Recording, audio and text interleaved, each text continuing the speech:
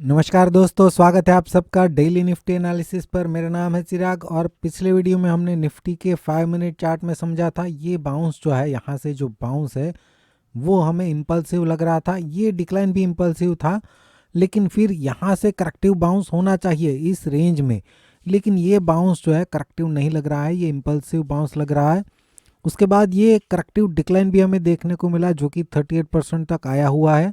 और हमने यहाँ पे डिस्कस किया था कि यहाँ पे निफ्टी जो है या तो प्रेजेंट लेवल से बाउंस कर सकता है या फिर इस रेंज में आने के बाद ये बाउंस कर सकता है। इसके नीचे ट्रेड करता है तो ही हम निफ्टी में नेगेटिव थे। हमने डिस्कस किया था कि लाइव मार्केट में देखेंगे, पहले इसका रिट्रेसमेंट निकालेंगे 61%, राइट, और वो पहला सपोर्ट होगा, वहाँ से भी ये बाउंस कर सकता है। अगर उसको ब्रेक करता है तो फिर इस रेंज में ये आ सकता है।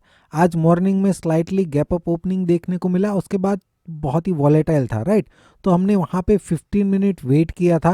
9:31 पे मैंने ये चार्ट जो है वो शेयर किया था। निफ्टी में जो है एक सपोर्ट रेंज हमने मेंशन की थी और यहाँ पे काउंटिंग दिया था कि ये इम्पल्सिव बाउंस है, उसके बाद ये इरेगुलर करेक्शन बन सकता है। तो इस रेंज में जो है निफ्टी सपोर्ट ले सकता है और यहाँ से हमें फिर से बाउंस देखने को मिल सकता है। ये इम्पल्सिव कंप्लीट हो चुका है, राइट।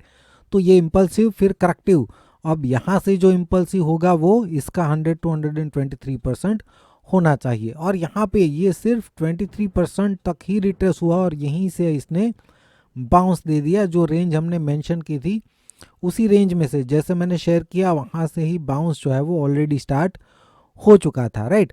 और यहाँ से 100 to 123% की रेंज में हमें निफ्टी में बाउंस भी देखने को मिल गया, राइट। तो यहाँ पे फिर ये ए और 1, बी और 2 और ये सी और 3 हो जाएगा और सी और 3 का रिट्रेसमेंट 23 to 38%, ये फिर से सपोर्ट रेंज और 38% जो है वो downside break even point बन जाता है, राइट।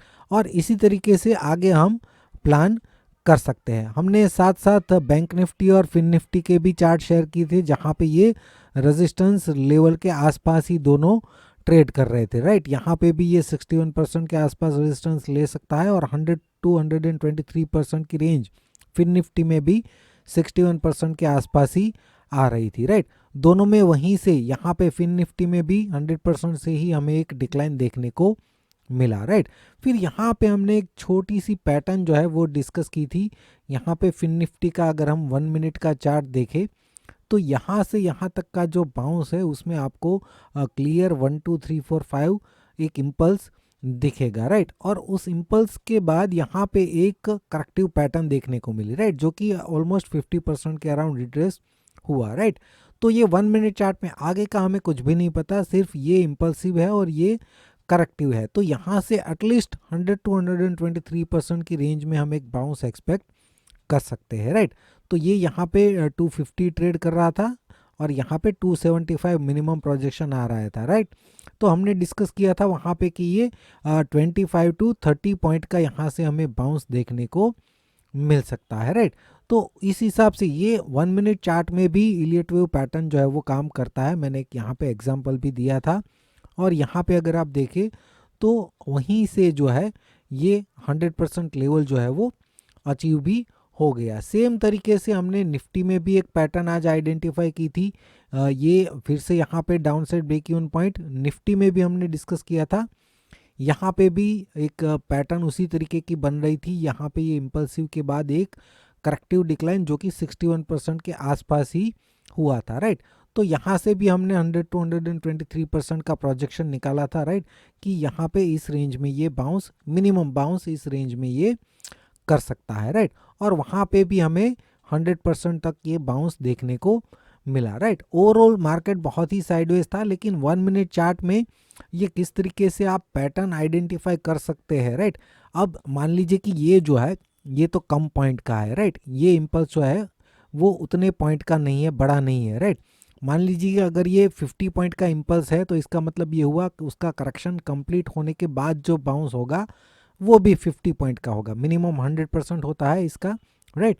और वैसे ही कोई अगर आप 5 मिनट चार्ट में पैटर्न आइडेंटिफाई करता है कि ये इम्पल्सिव है और उसके बाद ये करेक्टिव मूव है, राइट, तो 61% के आसपास अगर आप उसे कैप्चर करते हैं तो आपका स्टॉप लॉस कम होगा।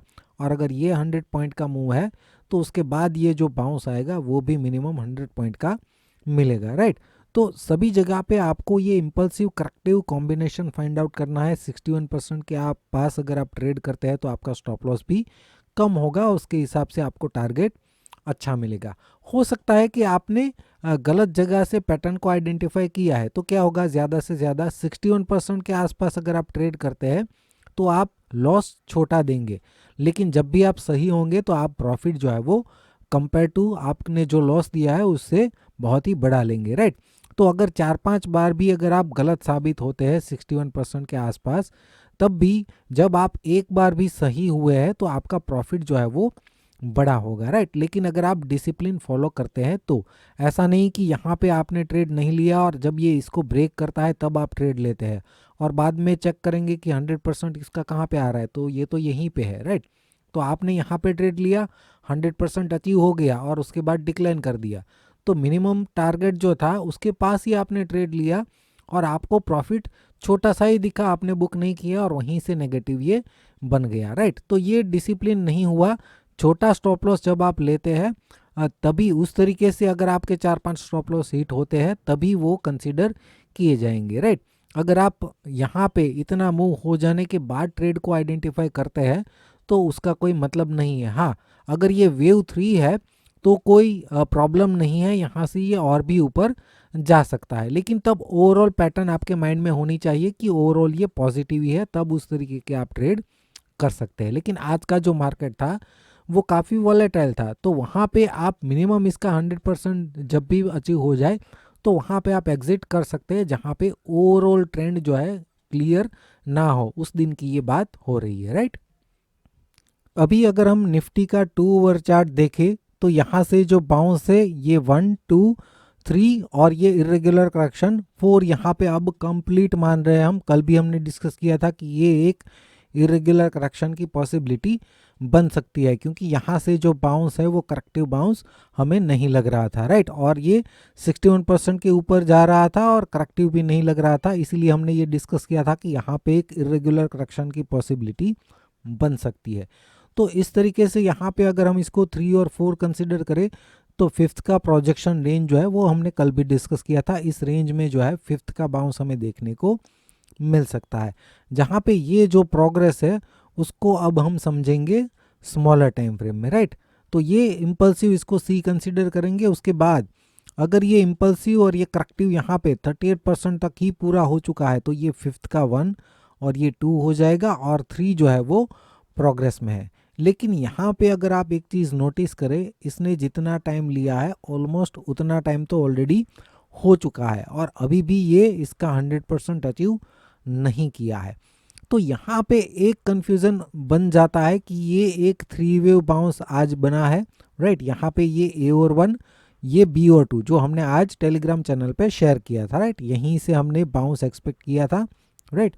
तो ये एक 3 वेव बाउंस है। अगर यहाँ से अब ये लो को ब्रेक करके, इस लो को ब्रेक करके डिक्लाइन करता है तो पॉसिबिलिटी बन जाती है कि यहाँ पे ए बी सी और फिर यहाँ से एक इस रेंज में डिक्लाइन आने की पॉसिबिलिटी है और वो जो है करेक्शन यहाँ पे ये 1 और यहाँ पे 2 एक इरेगुलर करेक्शन बनने के बाद वहाँ से फिफ्थ का 3 जो है वो स्टार्ट हो सकता है। तो ये निफ्टी के लिए अभी भी हम एक सपोर्ट रेंज की तरह देख सकते हैं। डाउनसाइड ब्रेक इवन पॉइंट की बात करें तो वो तो रूल के हिसाब से अभी भी यही होना चाहिए, क्योंकि यहाँ से यहाँ तक हम इम्पल्स कंसिडर कर रहे हैं तो इसका रिट्रेसमेंट 61% यहीं पे आएगा। ये तो 3 वेव बाउंस है, राइट। तो इसीलिए हमें यहाँ से ही रिट्रेसमेंट निकालना होगा। तो डाउनसाइड ब्रेक इवन पॉइंट अभी भी यही है, लेकिन हो सकता है कि यहाँ इस रेंज में आने के बाद यहीं से ही बाउंस ये कर दे, राइट। तो अगर ऐसा होता है, यहाँ से एक डिक्लाइन हमें इस रेंज में मिलता है तो वो एक बाइंग अपॉर्चुनिटी बनेगी, राइट। यहाँ पे फिर भी हमें कंफर्मेशन का वेट कर सकते हैं, एक छोटा सा बाउंस हमें देखने को मिले शार्प, तो वहाँ पे कंफर्मेशन के साथ हम ट्रेड ले सकते हैं, क्योंकि यहाँ से प्रोजेक्शन अगर हम मिनिमम प्रोजेक्शन निकालें तो इसका 100 to 123% आ जाएगा, राइट। तो यहाँ से टारगेट तब भी हमें बड़ा एक मिल सकता है। इसके नीचे ट्रेड करता है तो ही हम निफ्टी को नेगेटिव मानेंगे। मान लीजिए अगर यहीं से बाउंस करता है तो फिर यहाँ से हम देखेंगे कि ये 5 वेव पैटर्न बनने के बाद किस तरीके से आगे ये बिहेव करता है। इसका 100 to 123% अचीव हो रहा है कि नहीं हो रहा है। अगर अचीव हुए बिना ही यहाँ पे एक रिट्रेसमेंट 23 to 38% की रेंज में देता है तो फिर वहीं से ये बाउंस कर सकता है। लेकिन इस तरीके का सिनारियो जो है हम एडवांस में नहीं प्रिडिक्ट कर सकते, वो तो होने के बाद ही हमें पैटर्न ध्यान में आ सकती है, राइट। जो पहले से ध्यान में आ सकता है वो मैंने आपको समझाया। अगर इस रेंज में मिलता है यहाँ से तो फिर बाइंग का प्लान कर सकते हैं। यहाँ से अगर ऊपर जाता है तो फिर लाइव मार्केट में जो भी होगा अपडेट करेंगे। टेलीग्राम चैनल में अगर आपको जुड़ना है तो डिस्क्रिप्शन में लिंक मिल जाएगा, जिसके साथ आपको वीडियो कोर्स का एक्सेस भी मिल जाएगा, राइट। तो फ्रेंड्स, वीडियो को लाइक और शेयर ज़रूर कर दीजिए, और अगर नए हैं तो सब्सक्राइब भी ज़रूर कर लेना। वीडियो देखने के लिए आपका बहुत बहुत शुक्रिया, धन्यवाद।